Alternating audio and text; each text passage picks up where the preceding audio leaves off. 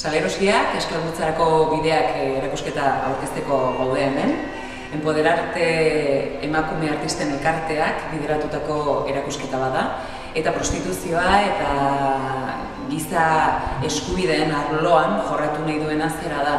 Zer gertatzen da prostituzioa hainbeste konsumitzeko, zergatik da munduan dagoen negozio, diru gehien ematen duen negozioetako bat, eta pixka jarri nahi du auzian eta gizarteratu nahi duen ideia zera da,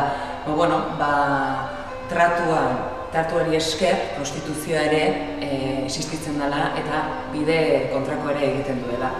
Hemen denetan ikartuko duzue, alde batetik argazkigintza den inguruko, lanak ditugu, baita pintura, baita ikusentzunezkoak ere baditugu.